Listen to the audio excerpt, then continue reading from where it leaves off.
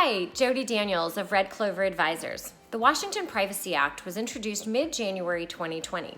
It was updated from a similar bill that was introduced in 2019, but did not have enough support to pass both the House and the Senate. It took those learnings and introduced a new bill this year. It's similar to CCPA, but more in line with GDPR.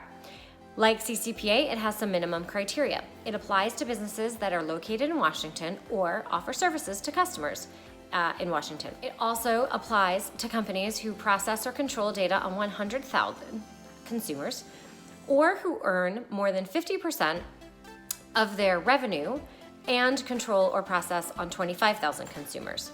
There's not the minimum revenue criteria that you see in CCPA.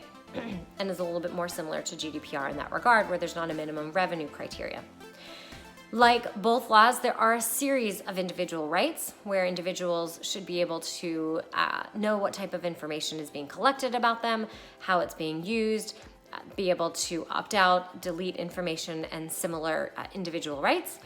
It goes more in line with GDPR, requiring a business to disclose the use of data, and if I collect one data point, then I need to use it for the reason that I shared it. So it has to have a business purpose to be able to use that data, and the business has to really be thoughtful and document and be transparent in what that use is. So if I am collecting a phone number for one purpose, then I can't add, maybe it's a transactional piece or for two-factor authentication, I can't then just add your phone number to any type of marketing that I choose to do, for example.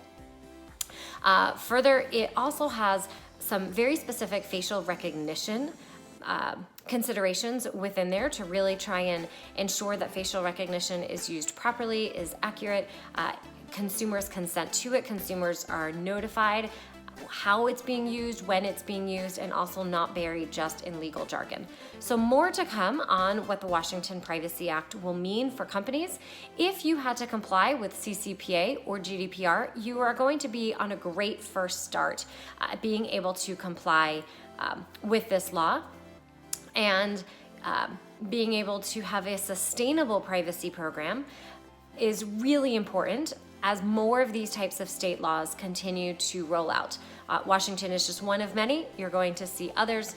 Currently, as of the timing of this video, we have some in Virginia, in Florida, New Hampshire, Nebraska. There's a new biometric bill in Arizona, and there's a series of others that are continuing to be considered. So stay tuned, and I look forward to your feedback.